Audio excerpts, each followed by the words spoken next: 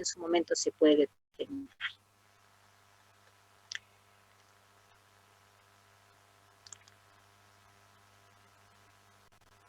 Bueno, cuando estamos hablando de control, vamos a grabar la clase, ¿sí? Cuando estamos hablando de crecimiento y desarrollo, debemos considerar los diferentes grupos etarios que tenemos en pediatría y consideramos desde un recién nacido hasta un lactante, y el tema ya del escolar y el adolescente va a llevar la doctora Maya. Entonces, muchas veces tenemos el concepto de que el niño va a tener un crecimiento y un desarrollo uniforme, y no es verdad, porque se considera que cada grupo etario, cada edad va a tener sus características propias, y sí lo importante que se determina es de que un recién nacido va a tener una característica específica en base a lo que es el crecimiento y lo que es su desarrollo, y al mismo tiempo hablamos de que estos niños, a medida que van aumentando, vamos a decir, en edad, cada uno va a tener características diferentes. Entonces, es importante determinar esa diferencia, aunque antes se decía, no se consideraba que un niño era un hombre pequeño o una mujer pequeña, y no es verdad, porque hemos dicho que cada edad tiene su forma de mostrarse en su crecimiento y desarrollo. Pero a veces confundimos muchas veces los términos y estamos hablando de que el crecimiento es una cosa y el desarrollo es otra cosa. Ambos están conjuncionados, se dice que existe un paralelismo entre ambos, pero tenemos que definir los dos conceptos que van a, que si bien hablamos de conjunción para considerar que ese niño está con buen crecimiento y desarrollo, son conceptos diferentes.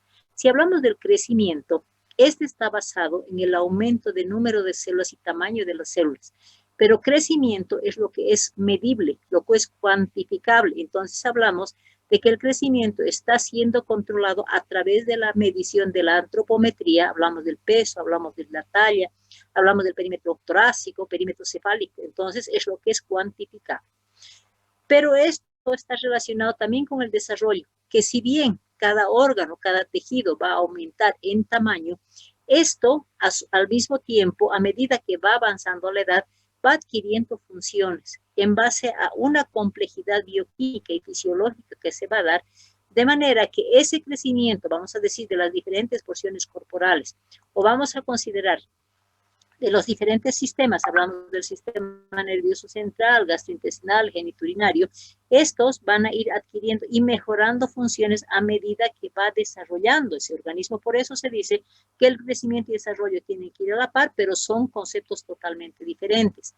Pero ese crecimiento y desarrollo está determinado por ciertos factores. Entonces determinamos de que un niño cuando nace ya tiene una predisposición genética que está heredada por sus padres principalmente. Entonces, que si bien ese potencial, esa característica genética que es transmitida, esto se dice que es potencializable. ¿A qué nos referimos con potencializable? A que si bien un ejemplo clásico en esto es de que genéticamente los hijos van a heredar de los padres en algún momento el aspecto físico y el aspecto también del tamaño y las dimensiones correspondientes. Entonces, por ejemplo, si los papás son chiquitos, hay hijos que son más grandes. ¿Y eso por qué? Porque ese componente genético en el que han heredado han sido potencializados durante su vida. Y esto se debe a que ha mejorado principalmente el componente nutricional. Entonces, que si bien hemos dicho, ¿no?, que la expresión somática y funcional es heredada, esto puede ser potencializado con una buena nutrición, una buena alimentación, lo que va a permitir un mejor desarrollo, una mejor adquisición de, vamos a decir, antropometría. Otro factor que es importante es el factor neuroendocrino, que es algo propio del organismo del niño y está basada en dos hormonas principales que son responsables del crecimiento y del funcionamiento también, lo que va a determinar una multiplicación celular, se va a dar una diferenciación celular y al mismo tiempo va a mejorar la funcionalidad. Y nos referimos a la hormona, principalmente a la hormona del crecimiento y la hormona tiroidea. Pero también hay otros factores que se deben considerar como factores ambientales. Decimos que el ambiente físico, por ejemplo, es importante porque va a depender de dónde vive ese niño para que tenga mayor oportunidad de crecer y desarrollar en mejores condiciones. Eso se da un ejemplo de personas que vivan, por ejemplo, a una altura de 3.200, 3.500 metros sobre el nivel del mar, tienen la condición de tener menos oxigenación en el medio ambiente, por lo tanto, ese organismo se tiene que adaptar para mejorar las condiciones y lograr una supervivencia en esa altitud, a diferencia de aquellos niños que van a vivir a nivel del mar, por ejemplo, donde la oxigenación es mejor, donde ese organismo tiene mejores condiciones tanto de crecimiento y desarrollo, entonces va a depender de esas condiciones para que potencialicemos ese efecto. Hablamos de los efectos biológicos y principalmente relacionados con los culturales. Por ejemplo, en nuestro medio, ¿qué es lo que pasa? Que hemos dicho que todo esto se va a potencializar en base a un componente nutricional y el aspecto cultural determina. En el área rural, por ejemplo, en nuestro país, los niños se van a alimentar de lo que ellos producen, lo que los papás producen. Hablamos de papa, hablamos de maíz, hablamos de arroz o de lo que vayan a lograr producir. Entonces su consumo va a estar dirigido a ese tipo de alimentación, lo que en muchos momentos se puede considerar una alimentación deficiente. Por lo tanto, como consecuencia de ese componente cultural, esos niños no van a tener esa condición de potencializar ese efecto genético para mejorar su condición. Y cuando ya estamos determinando las características de cómo va ese niño a crecer y cómo va a desarrollar, porque es el paralelismo el que se establece entre esos dos conceptos, decimos que las características para un buen crecimiento y desarrollo de un niño está basada en ¿qué? A que tiene que respetar la dirección. Sabemos que el organismo ya tiene la condición de establecer una dirección cefalocaudal, pero si de repente va a tener mayor desarrollo en las extremidades o alguna porción corporal, ya automáticamente está entrando en el componente patológico. Cuando hablamos de velocidad, va a depender de la edad efectivamente, porque cuanto más pequeño sea el niño, va a tener oportunidad de más ganancia de peso y ganancia de talla principalmente, ¿no es cierto? ¿Por qué? Porque si ponemos el ejemplo de un niño que nace, está en vientre materno, crece 50 centímetros en periodo de 9 meses. ¿Qué organismo tiene ese crecimiento en ese periodo? ¿Verdad que no? Entonces, el mayor crecimiento de un niño se va a dar en la vida intrauterina, que son aproximadamente 50 centímetros. Cuando es un lactantito, también va a tener la oportunidad de una velocidad mayor en lo que es el crecimiento y va a empezar a determinar su funcionalidad. Estamos hablando del logro de funciones o desarrollo. Y cuando ya estamos llegando a la edad escolar, por ejemplo, es un niño que estanca un poquito su crecimiento, aunque el desarrollo continúa, ¿no es cierto? Pero en base al desarrollo orgánico de ese niño. Y cuando es la edad de la adolescencia o en la edad puberal, es donde nuevamente va a repuntar principalmente el crecimiento y el desarrollo de algunos órganos específicos. Hablamos de secuencia de crecimiento. Si determinamos, por ejemplo, un recién nacido cuando nace, tiene mayor desarrollo y crecimiento, vamos a decir, de las partes superiores corporales, hablamos del sistema nervioso central, específicamente de la cabecita, y garantice un buen funcionamiento del sistema cardiorrespiratorio. Por lo tanto, la cabeza y el tórax y el abdomen en el recién nacido y en el lactantito menor va a ser más, va a tener mayor dimensión, a diferencia de cuando va avanzando la edad, va a tener mayor crecimiento, vamos a decir, de las extremidades, también perfeccionando con la maduración motriz. Cuando hablamos del momento, decimos cada tejido tiene su momento. Por ejemplo, el sistema nervioso central, su mejor momento es desde recién nacido hasta sus 2 años de edad, porque se van a determinar principalmente con el componente de nutrición, lactancia materna, se está potencializando el crecimiento de esa masa encefálica y el desarrollo o funcionamiento del sistema nervioso central. Se dice que hasta los 2 años ese niño va a tener entre 60 y 70% de lograr esa maduración hasta esa edad. Desde los 2 años hasta los 5 años va a llegar a un 70-80%, pero cuando ese niño tiene 5 años hasta la edad de la adolescencia del adulto, le queda 20%. Por eso se dice que el sistema nervioso central está en su mejor momento desde el nacimiento hasta los 5 años de edad. Si hablamos del tejido linfoideo, tiene mayor crecimiento y desarrollo a la edad de 10 hasta los 14 años, y si consideramos el sistema genital, decimos que si bien estructuralmente está establecido la anatomía está establecida, pero su funcionalidad y su crecimiento, o sea, hablamos nuevamente de crecimiento y desarrollo, está potencializado principalmente en la edad puberal. Por eso se dice que cada tejido tiene su momento.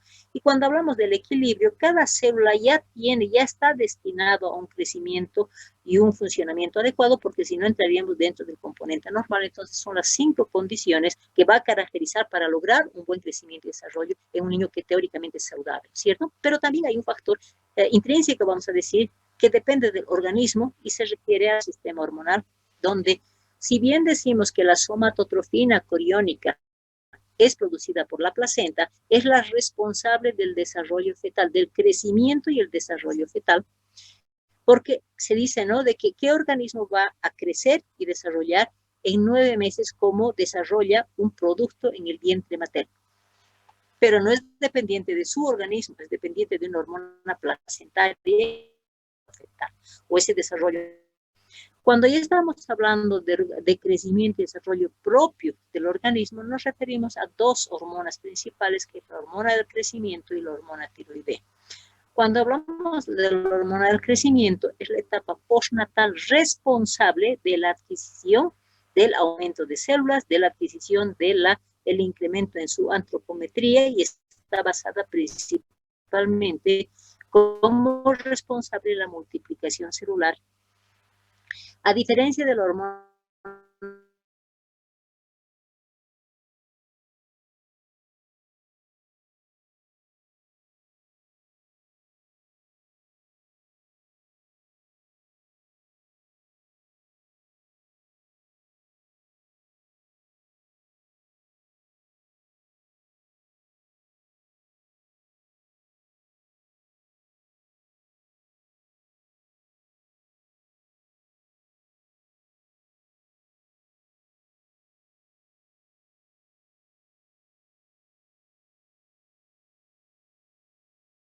disfuncionalidad, pero esto se considera un componente ya responsabilidad de cada organismo. En caso de que no se dé esto, pues se va a considerar ya el componente patológico.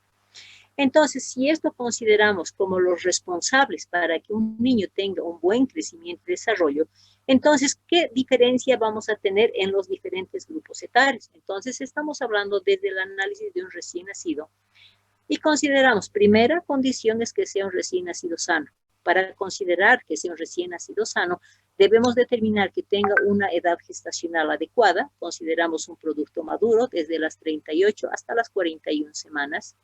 Junto con ese denominante de recién nacido sano, esto se tiene que demostrar, si quieren, a través de una valoración de la edad gestacional, y esa edad gestacional es valorada por diferentes autores como Usher y Capurro, que son los más frecuentes, que van a determinar los parámetros para decir si este producto es maduro o es inmaduro, y al mismo tiempo esta edad gestacional va a estar relacionada con el logro de los datos antropométricos con los que tiene que nacer ese niño, y hablamos de parámetros estándar que más o menos van a ser, si hablamos de la talla, de 50 centímetros más menos 2, o del peso, vamos a decir, que es de 2.500 hasta 3.900. Entonces, son componentes que consideramos como cifras normales. La edad gestacional la vamos a ver en otra clase cuando consideremos directamente la recepción del recién nacido como valorar la edad gestacional. Pero al mismo tiempo, si estamos considerando que ese niño tiene una edad gestacional adecuada y tiene una antropometría adecuada para la edad gestacional, un niño maduro, tenemos que considerar que ese recién nacido también tenga los cambios fisiológicos correspondientes, y estamos determinando la adaptación de los diferentes sistemas, y los 2 sistemas que tienen que cambiar del estado de una vida intrauterina a una vida extrauterina es el sistema circulatorio y el sistema respiratorio, porque si hablamos del sistema circulatorio, se va a dar la circulación materno-fetal, que se va a dar a través de la placenta y a través del cordón umbilical, y las condiciones propias del corazón para lograr esta circulación materno-fetal. Pero al mismo tiempo, si estamos hablando del sistema respiratorio, el niño no hace funcionar su sistema respiratorio porque es dependiente exclusiva su oxigenación de la oxigenación materna. a través nuevamente del transporte sanguíneo, a través de la placenta y el cordón umbilical. Entonces, los dos sistemas que tienen que considerarse en la vida extrauterina es precisamente adaptar el sistema circulatorio propio del recién nacido y el sistema respiratorio propio del recién nacido, que se considera como componente fisiológico y es parte del desarrollo del recién nacido. Al mismo tiempo, tenemos que considerar que no solamente vamos a ver esos componentes, sino también tenemos que evaluar en un recién nacido el componente neurológico. Y el componente neurológico está determinado por la maduración de la masa encefálica, lo que le va a dar condiciones de diferentes estados de conciencia. Por ejemplo, un niño puede estar en un estado de alerta, que es normal. Incluso el llanto es considerado como normal. Si estamos hablando de las etapas de somnolencia, que puede ser normal, y estados en que el niño puede ser que esté mirando y puede ser que esté durmiendo, entonces vamos a poder visualizar, por ejemplo, en los ojitos, un movimiento de los ojos que muchas veces podemos confundir con un nistagmo. Es parte del desarrollo neurológico de ese niño y de hecho tenemos que evaluar la presencia de los reflejos arcaicos que se consideran en estos niños, considerando los de valoración más frecuente, el reflejo de Moro, por ejemplo, que es indicador la presencia de este reflejo de madurez. Hablamos de la presencia que garantizan la alimentación, los reflejos de búsqueda, succión y deglución, que son importantes, y luego estamos hablando de los reflejos de presión palmar, presión plantar, que son parte del desarrollo y que nos están garantizando que sea un recién nacido sano y maduro. Cuando ya vamos a ver la diferencia entre lo que significa valoración, hemos dicho, ¿no? Usher, Capurro, Bayar y Lubchenco son los autores que valoran la edad gestacional. Bayar va a relacionar la madurez neuromuscular y Lubchenco va a relacionar la edad con la que nace ese niño y el peso para determinar los tres diagnósticos, si es pequeño para la edad gestacional, adecuado o grande para la edad gestacional. Esto vamos a valorar en otro tema, que es la recepción del recién nacido, por eso no tenemos el detalle todavía de estos parámetros. ¿Qué es lo primero que hacemos cuando vamos a recibir un recién nacido? Vamos a pesarlo, porque el primer diagnóstico que le vamos a dar, si es un peso adecuado, es grande o es macrosómico. Entonces, todo recién nacido que nace, vamos a pesarlo y vamos a determinar si su peso es de 2.500 a 3.500, es un niño que nace con un peso adecuado para la edad gestacional que se considera maduro. Si ese niño va a pesar de 3.600 a 3.900, va a ser considerado como grande para la edad gestacional, y si nace con 4 kilos o más, es macrosómico. ¿Por qué se considera eso? Porque si bien es peso adecuado, grande para la edad gestacional, se considera como parámetros normales, pero si estamos hablando del macrosómico, ya estamos dirigiendo a probabilidades patológicas y vamos a hablar, por ejemplo, de que ese niño puede desarrollar los 3 trastornos metabólicos, o puede hacer una hipoglicemia, o puede desarrollar una hipocalcemia, o puede desarrollar una hiperbilirrubinemia, porque ya se considera como rango patológico. Pero ya cuando vamos a hacer la valoración para considerar que ese recién nacido está sano, tenemos que evaluar las funciones, que van a ser diferentes de otros grupos etarios. Entonces, es importante, hemos dicho que el sistema circulatorio y el sistema respiratorio cambian de un estado materno-fetal a un sistema propio del recién nacido. Por lo tanto, ese niño, la frecuencia respiratoria que ese niño tiene que tener es de 35 a 50 incursiones por minuto. ¿Por qué? Porque ese niño está compensando, ese es su sistema respiratorio. Y si hablamos del sistema circulatorio, la frecuencia cardíaca del niño es de 120 hasta 140 por minuto. Se dice que tenemos cifras mayores porque está en estado de compensación hacia la vida extrauterina. Cuando hablamos de que ese niño, después de que ha nacido, tiene que satisfacer sus necesidades, nos referimos principalmente a las necesidades alimentarias. Por lo tanto, para satisfacción de necesidades nutricionales o alimentarias, tiene que tener un buen reflejo, lo que se llaman los reflejos arcaicos, un buen reflejo de búsqueda, succión y deglución, para tener una buena lactancia materna. Una vez que se ha logrado la lactancia materna adecuada, ese niño tiene que expulsar la deposición intestinal que tiene, que es conocido actualmente como meconio. El meconio es una deposición oscura, verdosa, color puré de arveja, se la llama, ¿no es cierto? Entonces tiene que empezar la expulsión de ese meconio y más o menos va a durar entre 24 hasta 48 horas. Y la frecuencia de las deposiciones está establecida muchas veces en relación con la lactancia. Por eso lo frecuente es que tenga 3 a 5 deposiciones, pero puede tener hasta 7 deposiciones al día. ¿Por qué interviene eso? porque se dice que el niño tiene un reflejo que se llama el reflejo gastrocólico. Significa que el niño lacta y por estimulación va a tener una relajación colónica y va a presentar su deposición. Entonces, por eso se considera alta frecuencia. Muchas veces es motivo de consulta y dice, ¿no? Cada vez que le doy leche a ese niño hace deposiciones, parece que está con diarrea. Y no es verdad, porque la alta frecuencia es por la presencia de ese reflejo gastrocólico que el niño tiene y por eso tiene aumento de frecuencia en las deposiciones. Hay ciertos cambios que se van a dar en el niño. Al recién nacido, se lo considera un niño hemoconcentrado. ¿Por qué? Porque tiene mayor concentración de eritrocitos. Otra característica de ese aumento de la masa eritrocitaria está relacionada con la fragilidad de los eritrocitos, porque ellos tienen una vida corta. Entonces, al tener una vida corta, es fácil que se fragmenten, es fácil que se hemolicen los que ya han cumplido su ciclo, y lo que van a dar es la liberación de la hemoglobina. Cuando hablamos de la hemoglobina, lo normal en los niños es de 12 a 14, ¿verdad? Entonces, el recién nacido puede tener desde 18 a 20. Al mismo tiempo, como se considera una hemoconcentración, también no solamente aumentan los eritrocitos, también aumentan los leucocitos.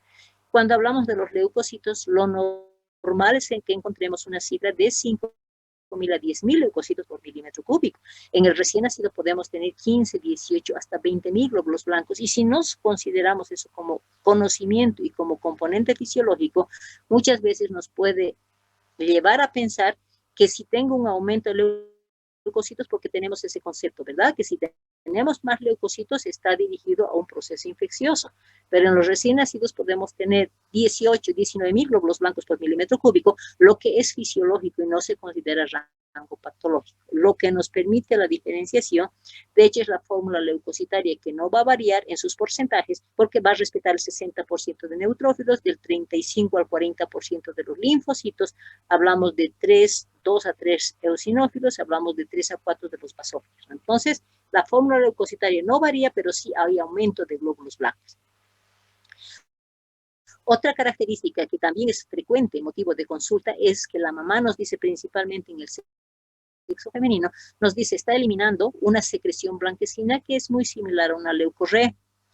O la mamá nos va a decir, está eliminando gotitas de sangre por la vía vaginal. Entonces, ambos componentes se considera una transferencia hormonal por parte de la madre, lo que se le va a dar el nombre de una leucorrea de la recién nacido o una pseudomenstruación de la recién nacido, pero eso se considera fisiológico, que se va a dar por transferencia hormonal por parte de la madre a través de la leche materna. En algún momento también vamos a considerar el aumento del tamaño de la glándula mamaria, y si nosotros comprimimos un poco esa glándula, muchas veces tenemos hasta producción de leche, lo que se llama la leche de bruja. Entonces, hay que explicarle a la mamá que eso es por la transferencia hormonal materna que se está dando y que eso es transitorio, y normalmente en 7 a 10 días eso va a desaparecer, pero esa es importante la explicación que se le tiene que dar a la mamá. Luego, ¿cuál es el componente motriz? Si eso es lo que hemos considerado como componente fisiológico y desarrollo, ¿cuál es el comportamiento motriz en el recién nacido? Entonces hablamos de movimientos activos, porque el niño no tiene movimientos voluntarios. No dice yo voy a levantar mi mano, mi pie. Simplemente son movimientos espontáneos. Algo sí que caracteriza a este grupo etario es de que si una mujer le habla a un recién nacido, ese niño va a abrir los ojitos porque reconoce el rostro de una persona, y esto relaciona con la voz aguda. Se dice que relaciona con la voz de la mamá. Entonces, si ustedes ven a un recién nacido y una mujer le habla, van a ver que le va a abrir los ojitos, a diferencia de un varón, ¿no? Y también otra característica es la proporción corporal. Hemos dicho que en los otros grupos etarios la parte media del cuerpo es el ombligo.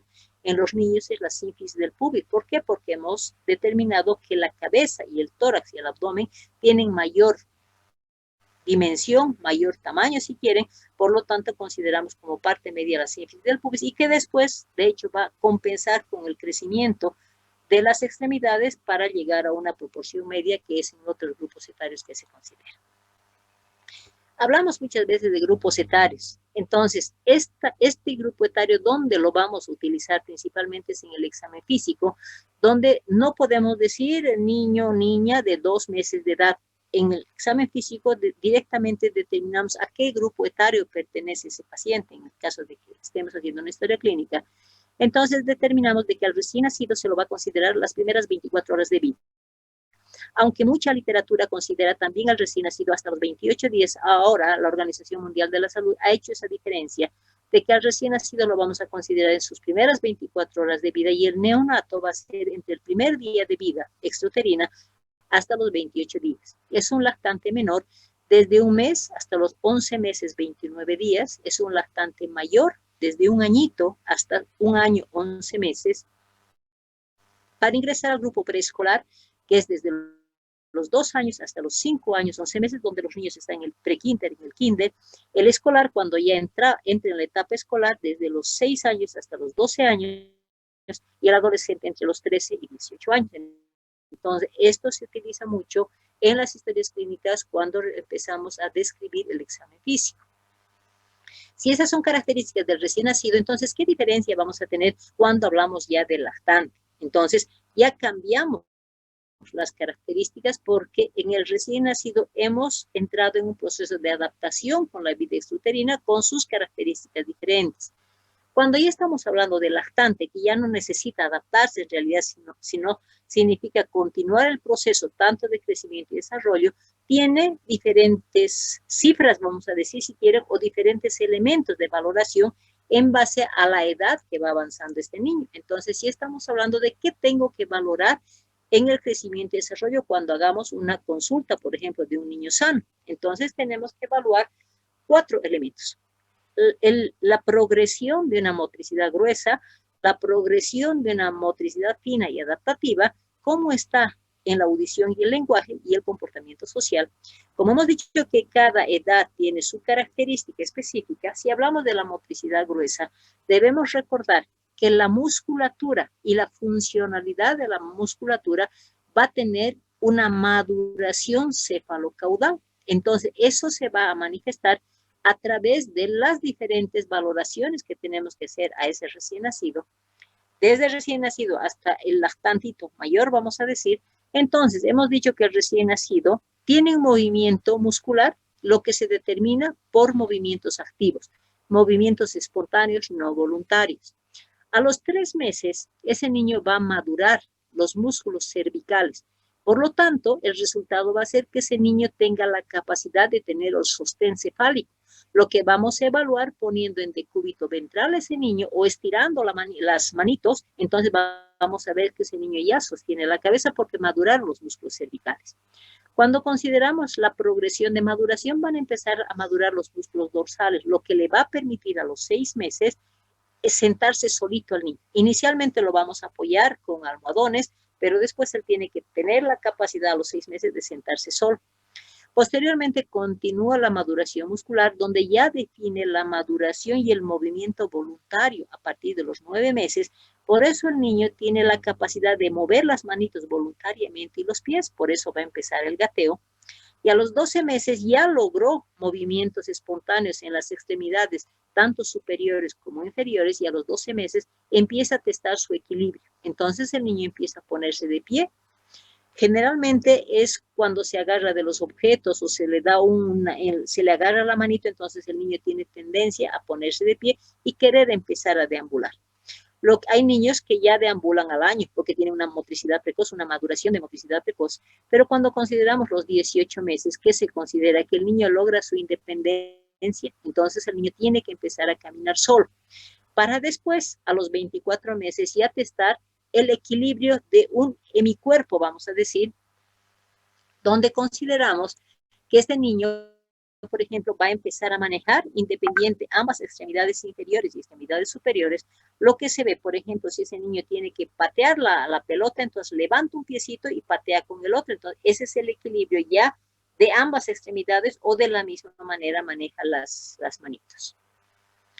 Cuando ya consideramos la motricidad fina, generalmente se relaciona con la motricidad gruesa porque hemos dicho, no, motricidad fina y adaptación al medio, decimos. Entonces, lo que valoramos en el recién nacido es que este niño va a tener seguimiento. Si nosotros le ponemos un objeto brilloso o con un color demasiado fuerte, el niño va a seguir con los ojitos movimientos horizontales y verticales. Entonces, eso quiere decir que tiene la condición de visualización de algo que le llama la atención. A los 3 meses hemos dicho que es un niño que si bien sostiene la cabeza, pero a esa edad todavía mantiene un buen desarrollo del reflejo de búsqueda de succión, ya empieza la maduración de los reflejos arcaicos. Entonces hablamos de que va a estar presente el reflejo de prensión palmar, por lo tanto, las sonajeras famosas que se le ponen a la palmita, si le toca la palma de la mano, ese niño va a tener una prensión de esos objetos y posteriormente, como tiene un movimiento grueso, vamos a decir un movimiento torpe, si quieren, de las manitos, generalmente esos objetos llegan a la carita. Entonces, como tiene muy desarrollado el reflejo de búsqueda, cualquier objeto que llegue a la boquita, el niño tiene tendencia a succionar, entonces por eso se dice que lleva los objetos a la boca. A los 6 meses ese niño ya se está sentando solo. Entonces, si lo sentamos solo, como ya ha madurado esa prensión gruesa que tenía a los 3 meses, ya tiene una capacidad de prensión voluntaria a los 6 meses, entonces si nosotros le ofrecemos un juguete a ese niño, por esa maduración voluntaria es que el niño va a agarrar con la manito, entonces va a determinarse como el agarre de objetos voluntarios. A los 9 meses ese niñito ya tiene la capacidad de desarrollo voluntario, hemos dicho gruesa, ¿no es cierto? O sea, manos y pies, pero al mismo tiempo va desarrollando el movimiento de los dedos y ahí empieza a manejar lo que se llama el tacto fino. Ya no agarra los objetos así con toda la manito, sino empieza con el índice y el pulgar para agarrar el pinzamiento que se llama. Entonces cualquier objeto ya no agarra con toda la manito, agarra con los dos dedos, por eso se lo llama el tacto fino. A los 12 meses ese niño ya tiene capacidad de equilibrio, hemos dicho, con la motricidad gruesa, pero a los 12 meses también tiene la capacidad de decidir el niño lo que quiere o lo que no quiere. Por lo tanto, como tiene capacidad de movilizarse ese niño, si ustedes ven que están escondiendo un objeto que al niño le gusta, entonces ese niño va a dirigirse donde han escondido. Por eso se dice que el niño busca los objetos escondidos, porque a los 12 meses ese niño ya quiere lo que él decide. A los 18 meses ya tiene la imagen del espacio, entonces va a empezar a hacer cubos de 2 o 3 cubos. Hablamos de ya relación de superficie y a los 24 meses ya no le interesa ese agarre de las manos, sino que le interesa empezar a desarrollar esa maniobra fina que agarra los deditos. Entonces el niño va a tentar agarrar los lápices, los bolígrafos, y su característica es que va a empezar a hacer el movimiento circular, principalmente con las manitos. Por lo tanto, tiene la capacidad como componente fisiológico que empieza a hacer garabatos circulares. Entonces, muchas veces los papás dicen, ahí ha rayado la pared, ahí ha rayado las puertas. Eso es porque él, dentro de su motricidad adaptativa, está habituándose a ese desarrollo de hacer garabatos. Entonces, lo que los papás tienen que hacer es enseñarle que lo que tiene que rayar son los cuadernos. Entonces, ahí entra el proceso también educativo de los papás. Cuando consideramos la audición y el lenguaje, entonces el recién nacido se sobresalta cuando hace un ruido fuerte, pero a los 3 meses ya empieza a balbucear algunas palabras que no entendemos, pero emite sonidos guturales. A los 6 meses, como ya tiene condición de jugar, entonces si nosotros le hacemos una palmada delante del niño, él va a reír a carcajadas. Cuando hablamos de los 9 meses, ya empieza a pronunciar las palabras, habla de ma o habla de pa. ¿Por qué ma? ¿Por qué pa? Porque es la conexión que ese niño tiene más afín con la mamá o con el papá. A los 12 meses ese niño ya sabe lo que quiere, entonces si le ofrecen algo y él no quiere, les va a negar con la cabeza. Y a los 18 meses, ¿qué es lo que va a determinar? Va a determinar decir mamá, dame, o va a empezar a combinar ya 2 palabras para que a los 2 años ya ese niño tenga la condición de poder conversar, porque ya va a poder determinar 3 palabras consecutivas. Cuando consideramos el componente social, decimos, ¿no? El recién nacido miraba el rostro de una mujer cuando se relacionaba la voz aguda con el rostro, ¿verdad? A los 3 meses, ¿qué es lo que hace? Tiene muy desarrollado el reflejo de la sonrisa. Si a un niño ustedes le hacen un masajito en la región malar, el niño va a sonreír. Pensamos que nos está sonriendo, pero esa sonrisa es un reflejo que tiene al acariciarle la carita. A los 6 meses ese niño, como ya hemos dicho que tiene capacidad de sentarse y tener un agarre voluntario, entonces va a responder siempre al ofrecimiento de los juguetes que se le va a dar. A los 9 meses ese niño ya conoce el entorno de todo su círculo, conoce a los papás, los hermanos, los abuelitos, pero no conoce al resto de las personas. Por eso cuando a un niño se lo pone frente al espejo, él reacciona porque él no se conoce, entonces puede presentar llanto. Y es por eso cuando hacemos consulta a los 6 meses, es un niño que se deja examinar sin mayor problema, pero examine un niño que tiene 9 meses o más, esos niños ya reaccionan porque nosotros somos extraños para él, entonces empieza el llanto. Cuando hablamos de los 12 meses, ya el niño quiere hacerlo, su santa voluntad, hemos dicho que hay mucho desarrollo con las manitos, entonces quiere agarrar la cuchara, quiere agarrar los cubiertos o quiere tomar la taza solo. Cuando hablamos de los 18 meses, es la condición, como ya combina dos palabras, el niño tiene que, bueno, los papás en este caso tienen que enseñarle, avisar al niño las condiciones de necesidad fisiológicas. Le enseñarán con qué palabras, algunas palabras utilizan los papás para decirle que les enseñe cuando quiere miccionar o cuando quiere hacer su deposición. Entonces a los 18 meses ese niño ya tiene condición de avisar para determinar sus necesidades fisiológicas porque hay control de esfínter a esa edad. Y a los 24 meses ya señala las partes, sabe ese niño cuál es su cabeza, cuáles son sus manos, sus uñas, sus ojos, su nariz, todo. Entonces ya tiene condición de reconocerse como niño, reconociendo todas las partes corporales. Entonces, ¿qué es lo que tenemos que nosotros manejar? Tenemos que determinar de que estos niños tienen que ser potencializados en su desarrollo hasta sus 2 años, porque es el marcador mayor que se va a tener en el desarrollo, principalmente del sistema nervioso central. Cuando hablamos de crecimiento, decimos que la ganancia de peso está marcada por el crecimiento, donde cuanto más pequeño es el niño, tiene mayor ganancia de peso. Hablamos que el primer trimestre va a ganar 25, segundo trimestre 20, tercer trimestre 15 y luego 10. El segundo año ya es menos la ganancia, hablamos de que en 6 meses va a ganar 200 gramos y en otros 6 meses 180, pero lo que marcamos que es que al quinto mes va a y al segundo año va a cuadriplicar el peso. Cuando estamos hablando de la talla, de la misma manera hablamos de que en la talla este niño nace con 50 centímetros, pero el primer trimestre va a crecer 3 centímetros al mes, segundo trimestre 2 centímetros, después 1.5 centímetros, pero el marco que manejamos es que al año va a tener 75 centímetros, a los 2 años 85 centímetros y al tercer año tiene que ya tener 100 centímetros. Estamos hablando de duplicación.